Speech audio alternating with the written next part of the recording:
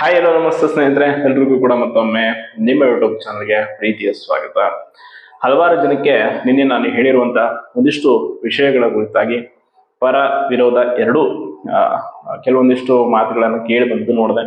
ಒಂದು ವಿಷಯ ಹೇಳ್ತಾ ಇರೋದು ನಾನು ಸ್ಪಷ್ಟವಾಗಿ ಏನು ಅಂತಂದ್ರೆ, ಯಾವುದೇ ವಿಷಯ ಇರಲಿ ಅದರ ವಾಸ್ತವ ಸ್ಥಿತಿಗತಿ ಏನಿದೆ ಅನ್ನೋದನ್ನ ನಾವು ಅರ್ಥಕೊಂಡಾಗಲೇ ಅದರ ನಿಜಾಂಶ ಗೊತ್ತಾಗುತ್ತೆ.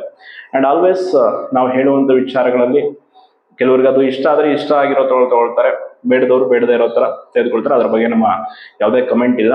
ಅಂಡ್ ನೆಕ್ಸ್ಟ್ ವಿಷಯ ಹೇಳ್ತಾ ಇರೋದು ನಾನು, ಈಗ ನಾವು ಬರೀ ನೇಮಕಾತಿ ಮಾಡಿ ಅಂತ ಸರ್ಕಾರಕ್ಕೆ ಒತ್ತಾಯವನ್ನ ಮಾಡ್ತಾ ಇರುವಂತದ್ದು ಸ್ಪಷ್ಟ, ಅಂಡ್ ಹೋರಾಟ ಮಾಡಿರುವಂತದ್ದು ಸ್ಪಷ್ಟ. ಆದ್ರೆ ಸರ್ಕಾರ ಯಾಕೆ ನೇಮಕಾತಿಗಳನ್ನ ಮಾಡ್ತಾ ಇಲ್ಲ, ಅಸಲಿ ಉದ್ದೇಶ ಏನು ಅನ್ನುವಂಥದ್ದು ಈ ಎಲ್ಲ ರಾಜಕೀಯ ಬೇರೆ ಬೇರೆ ವ್ಯವಸ್ಥೆಗಳನ್ನ ತಿಳ್ಕೊಂಡಂತ ಓದಿದಂತ ನಮ್ಗೆ ಗೊತ್ತಿರ್ಬೇಕು. ನೋಡಿ, ನಿಮ್ಗೆ ಗೊತ್ತಿದೆ, ಕಳೆದ 1 ವರ್ಷದಿಂದ ಯಾಕೆ ನೇಮಕಾತಿಗಳನ್ನ ತಡೆ ಹಿಡಿದಿದೆ ಸರ್ಕಾರ? ಒಂದೇ ಉತ್ತರ, ಒಳ ಮೀಸಲಾತಿ. ಹಾಗಾದ್ರೆ ಒಳ ಮೀಸಲಾತಿ ಜಾರಿ ಆಗಿದೆಯಾ? ಅಧಿಕೃತವಾಗಿ ಅದು ಕಾನೂನುಬದ್ಧ ಆಗಿದೆಯಾ? ಅಧಿಕೃತವಾಗಿ ಕಾಯ್ದೆ ಆಗಿದೆಯಾ? ಸಂಪುಟ ಸಭೆ ಅದನ್ನು ಒಮ್ಮತದಿಂದ ಒಪ್ಪಿದೆಯಾ? ಇದ್ಯಾವುದೂ ಇಲ್ಲ. ಅಂದಮೇಲೆ ನಾವು ಒಂದು ವಾರದಲ್ಲಿ ನೇಮಕಾತಿ ಮಾಡಿ, ಒಂದು ತಿಂಗಳಲ್ಲಿ ಮಾಡಿ ಅಂತ ಹೋರಾಟ ಮಾಡಿದ್ರೆ ಸರ್ಕಾರ ಹೆಂಗ್ ಮಾಡುತ್ತೆ? ಇನ್ ಕೇಸ್ ಇದೆಲ್ಲ ಒತ್ತಡದ ನಡುವೆ ಮಾಡಿದ್ರು ಕೂಡ ನಾಳೆ ಆ ನೇಮಕಾತಿಗಳು ಪರಿಪೂರ್ಣ ಆಗುತ್ತವೆ ಅನ್ನೋದಕ್ಕೆ ಏನ್ ಗ್ಯಾರಂಟಿ? ಒಂದು ಸಣ್ಣ ರೋಸ್ಟರ್ ಸಮಸ್ಯೆಯಿಂದ KS ನೋಟಿಫಿಕೇಶನ್ ಇವತ್ತು ಹೈಕೋರ್ಟ್ ಅಲ್ಲಿ ಈಗ ಕೇಸ್ ನಡೀತಾ ಇದೆ. ಅದ್ರ ಬಗ್ಗೆ ಇನ್ನು ಲಕ್ಷಾಂತರ ಹುದ್ದೆಗಳು ಭರ್ತಿ ಮಾಡ್ಕೊಳ್ಳೋದು ಬಾಕಿ ಇದೆ. ಸೊ ಅದೆಲ್ಲದರ ಒಂದು ಬಾಕಿಯ ನಡುವೆ ಇನ್ನೂ ಮೀಸಲಾತಿ ಕೇಸ್ ಸಾಲ್ವ್ ಆಗಿಲ್ಲ. ಸೊ ನಾವು ಬರೀ ಇದನ್ನ ರೆಕ್ರೂಟ್ಮೆಂಟ್ ಮಾಡಿ ಅನ್ನೋ ಒಂದೇ ಒತ್ತಾಯವನ್ನು ಸರ್ಕಾರದ ಮುಂದಿಟ್ಟು ಉಳಿದೆಲ್ಲವನ್ನು ಬಿಟ್ರೆ, ಸರ್ಕಾರ ಏನು ಅವ್ರಿಗೆ ಬೇಕಿರೋದು ಅದೇ ರೆಕ್ರೂಟ್ಮೆಂಟ್ ಮಾಡ್ತಾರೆ, ಬಟ್ ಅದು ಕಂಪ್ಲೀಟ್ ಆಗೋದು ಅವ್ರಿಗೆ ಬೇಕಿಲ್ಲ.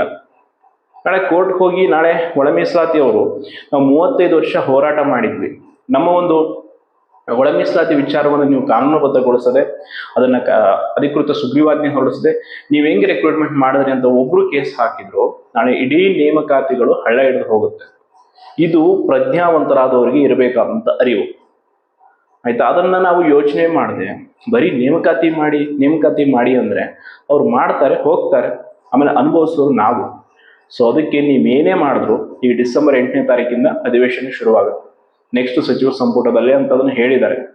ಹಂಗಾಗಿ ಸದ್ಯಕ್ಕೆ ನೀವು ಒಳ ಮೀಸಲಾತಿಯ ಸುಗ್ರೀವಾಜ್ಞೆಯನ್ನು ಅಧಿಕೃತವಾಗಿ ಹೊರಡಿಸೋವರೆಗೂ ನೇಮಕಾತಿಗಳ ವಿಷಯವನ್ನ ನೀವು ತಲೆಯಿಂದ ತೆಗೆದಿಡಬೇಕಾಗತ್ತೆ. ಅದು ಸ್ಪಷ್ಟ. ಯಾಕೆ ಅಂತಂದ್ರೆ, ಬರೀ ನಾವು ಕ್ಷಣಿಕ ಈಗ ತಕ್ಷಣದ ವಿಚಾರವನ್ನ ಮಾಡಿದ್ರೆ ಮುಂದೆ ಫ್ಯೂಚರ್ ಅಲ್ಲಿ ಇನ್ನೂ ತುಂಬಾ ಇದೆ. ಅದು ನಾವು ಈ ಕ್ಷಣ ನೇಮಕಾತಿ ಮಾಡ್ಲಿ, ನಮ್ಮ ಸಮಸ್ಯೆ ಬಗೆಹರಿಬಿಡುತ್ತೆ, ನಾವು ಎಕ್ಸಾಮ್ ಬರಿತೀವಿ ಅನ್ನೋದಾದ್ರೆ ಆರ್ಡರ್ ಕಾಪಿ ಪಡೆಯೋದು ಯಾವಾಗ ಕೈಗೆ?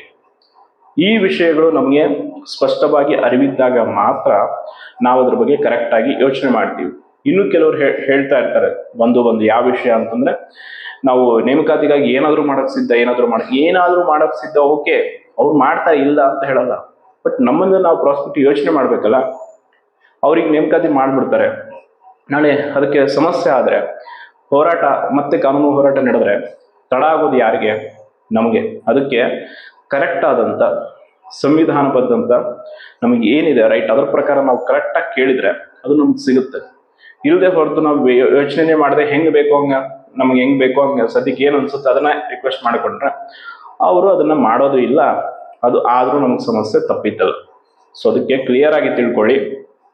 ಪ್ರತಿಯೊಬ್ರು ಈ ವಿಷಯದ ಬಗ್ಗೆ ನೀವು ಚರ್ಚೆ ಮಾಡಿ, ಅಥವಾ ನೀವು ಓದಿರ್ತೀರ ವಿಷಯಗಳ ದಿನಪತ್ರಿಕೆಗಳಲ್ಲಿ ನೂರಾರು ವಿಷಯಗಳು ಬರ್ತಾ ಇದೆ. ನಿನ್ನೆ ಅಷ್ಟೇ ಪತ್ರಿಕಾ ಪ್ರಕರಣ ಏನು ಬಂದಿದೆ, ಒಳ ಮೀಸಲಾತಿ ವಿಚಾರವಾಗಿ ಇನ್ನೂ ಸಚಿವ ಸಂಪುಟದ ಒಮ್ಮತ ನಿರ್ಧಾರವಿಲ್ಲ, ಹಲವಾರು ಸಚಿವರು ಇನ್ನೂ ಅದಕ್ಕೆ ಸಹಮತ ತೋರಿಸ್ತಾ ಇಲ್ಲ. ಮತ್ತೆ ಈಗ ಅಲೆಮಾರಿ ಸಮುದಾಯಕ್ಕೆ 1% ರಿಸರ್ವೇಶನ್ ಕೊಟ್ಟಿದ್ದಾರೆ, ಅಲ್ಲೂ ಇನ್ನೂ ಏನೇನು ಡಿಸ್ಪ್ಯೂಟ್ಸ್ ಇದೆಯೋ ಗೊತ್ತಿಲ್ಲ. ಸೊ ಅದೆಲ್ಲವನ್ನ ಸರಿಪಡಿಸಲ್ಲ. ಸರ್ಕಾರದ ಉದ್ದೇಶ ಇಷ್ಟೇ ಇತ್ತು, ಅವರಿಗೆ ನೇಮಕಾತಿ ಮಾಡೋ ಇಂಟ್ರೆಸ್ಟ್ ಇದ್ದಿದ್ರೆ ಇದು ಯಾವುದನ್ನು ನ್ಯಾಯ ಹೇಳ್ತಾ ಇರಲಿಲ್ಲ.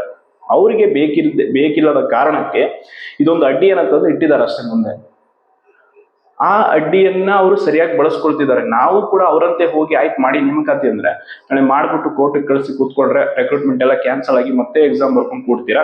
ಸೊ ಒನ್ ಟೈಮ್ಗೆ ಕರೆಕ್ಟ್ ಆಗಿ ಎಕ್ಸಾಮ್ ಆಗಿ ಪ್ರೊಸೆಸ್ ಮುಗಿದು ನೀವು ಹುದ್ದೆಗೆ ಆಯ್ಕೆ ಆಗೋ ರೀತಿ ಯೋಚನೆ ಮಾಡ್ತೀರಾ, ಅದು ನಿಮಗೆ ಬಿಟ್ಟಿರುವಂತ ವಿಚಾರ.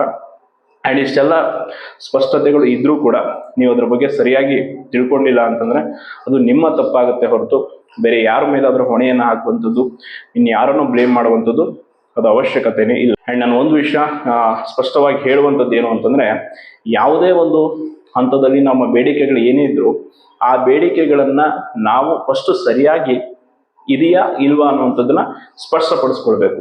ಆ ಬೇಡಿಕೆಗಳನ್ನ ಸರ್ಕಾರ ಈಡೇರಿಸುತ್ತಾ ಇಲ್ವಾ ಅನ್ನೋದನ್ನು ಕೂಡ ತಿಳ್ಕೋಬೇಕು. ಅಂಡ್ ಅದಕ್ಕೆ ಏನೇನು ಕಾನೂನು ತೊಡಕುಗಳಿದೆ, ನಾಳೆ ಅದನ್ನು ಮಾಡಿದ್ರೆ ಏನೇನು ಆಗಬಹುದು ಅನ್ನೋದೆಲ್ಲ ವಿಚಾರ ಮಾಡಿ ಆ ಬೇಡಿಕೆಗಳನ್ನು ಮುಂದಿಟ್ಟಾಗ ಮಾತ್ರ ಅದು ಸಫಲತೆಯನ್ನು ಕಾಣುತ್ತೆ. ಇಲ್ಲದೆ ಹೊರತು ವಿಫಲತೆ ಅನ್ನೋದು ನಮ್ಮನ್ನ ಕಾಡೋದೇ ಬಿಡಲ್ಲ. ಹಂಗಾಗಿ ನೀವು ರೆಕ್ರೂಟ್ಮೆಂಟ್ ವಿಷಯದಲ್ಲಿ ಎಷ್ಟೇ ಒತ್ತಡ ಹಾಕಿದ್ರು, ಸದ್ಯಕ್ಕೆ ನೀವು ಇಡೀ ರಾಜ್ಯದ ಎಲ್ಲ ಆಸ್ಪಿರೆಂಟ್ಸ್ ಒಟ್ಟಾಗಿ ಹೋರಾಟ ಮಾಡ್ತೀವಿ ಅಂದ್ರು ಕೂಡ ಮಾಡಿ ಅಂತಾರೆ, ಇಲ್ಲ ಅನ್ನಲ್ಲ. ಅವರು ಮಾಡಿ ರೆಕ್ರೂಟ್ಮೆಂಟ್ ಮಾಡ್ತೀವಿ ಅಂತ ಹೇಳ್ತಾರೆ. ಸಮಸ್ಯೆ ಯಾರಿಗಾಗುತ್ತೆ ಅನ್ನೋದನ್ನ ನಾವು ಯೋಚಿಸ್ಬೇಕು. ಅಂಡ್ 35 ವರ್ಷ ಹೋರಾಟ ಮಾಡಿದ್ರು ಒಳ ಮೀಸಲಾತಿಗಾಗಿ, ಅವರೇ ಹೇಳ್ತಿಲ್ಲ ನೇಮಕಾತಿ ಸ್ಟಾರ್ಟ್ ಮಾಡಿ ಅಂತ. ಅವ್ರಿಗೆ ಗೊತ್ತಿದೆ, ಇನ್ನೂ ಅವರಿಗೆ ಪರಿಪೂರ್ಣವಾಗಿ ನ್ಯಾಯ ಸಿಕ್ಕಿಲ್ಲ. ಅವ್ರು ಇನ್ನೂ ಪರಿಸ್ಥಿತಿ ಹೆಂಗಿದೆ ಅಂತಂದ್ರೆ, ಈಗ ಅದರಲ್ಲೂ ಇನ್ನೂ ಏನೇನಾದ್ರೂ ಸಮಸ್ಯೆಗಳು ಬರುತ್ತೋ ಅನ್ನೋಂಥ ಯೋಚನೆಯಲ್ಲಿದ್ದಾರೆ. ಯಾವುದೇ ಕಾರಣಕ್ಕೂ ಇದು ಮುಂದೆ ಕೋರ್ಟು ಕಚೇರಿ ಮೆಟ್ಲು ಹತ್ತಬಾರ್ದು, ಇಲ್ಲೇ ಮುಗಿಬೇಕು ಅನ್ನೋ ಹಂತದಲ್ಲಿ ಅವರು ಯೋಚಿಸ್ತಿದ್ದಾರೆ. ಅಂಥದ್ರಲ್ಲಿ ನಾವು ಈ ವಿಷಯವನ್ನು ಹೊರಗಿಟ್ಟು ಬೇರೆ ರೀತಿ ಯೋಚನೆ ಮಾಡುವುದು ಎಷ್ಟು ಮಟ್ಟಿಗೆ ಸರಿ? ಕಾದಿದ್ದು 1 ವರ್ಷ ಅದಕ್ಕಾಗಿ ಅಂದಮೇಲೆ ಇನ್ನೊಂದು 1 ತಿಂಗಳು 2 ತಿಂಗಳು ಕಾದ್ರೆ ಏನು ಸಮಸ್ಯೆ ಇಲ್ಲ. ಹಂಗಂತ ನಾನು ನೇಮಕಾತಿ ಮಾಡಬೇಡಿ ಅದ್ರ ವಿರೋಧಿ ಅಂತಾನು ಹೇಳ್ತೇನೆ. ನಮಗೆ ಹೇಳ್ತಾ ಇರೋದು ಆಗಲಿ, ಬಟ್ ಯಾವ ಗೊಂದಲಗಳು ಯಾವ ಸಮಸ್ಯೆಗಳು ಮತ್ತೆ ಮತ್ತೆ ಆಗದಂತೆ ಸ್ಪಷ್ಟವಾಗಿ ನೇಮಕಾತಿಗಳು ಪರಿಪೂರ್ಣ ಆಗಬೇಕು.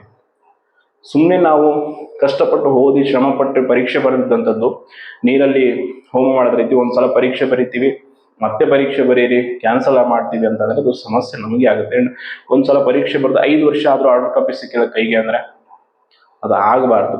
ಸೊ ಅದಕ್ಕೆ ನೀವು ಯೋಚನೆ ಮಾಡಿ ನೋಡಿ. ನಿಮಗೂ ವಿವೇಚನಾ ಶಕ್ತಿ ಇದೆ, ಬುದ್ಧಿವಂತಿಕೆ ಇದೆ, ತಿಳ್ಕೊಂಡು ಅದ್ರ ಬಗ್ಗೆ ತಿಳಿದ ಮೇಲೆ ನಿಮ್ಗೆ ಗೊತ್ತಾಗುತ್ತೆ ಸತ್ಯ ಏನು ಅಂತ. ಅವಾಗ ನೀವೇ ಹೇಳ್ತೀರಾ ಅದ್ರ ಬಗ್ಗೆ ಸರಿಯಾದ ಮಾತೇನು ಅಂತ. ಇಷ್ಟು ನೇಮಕಾತಿ ವಿಚಾರದಲ್ಲಿರುವಂಥ ವಾಸ್ತವ ಸತ್ಯ ಅಂತ ಹೇಳ್ತಾ ಧನ್ಯವಾದ.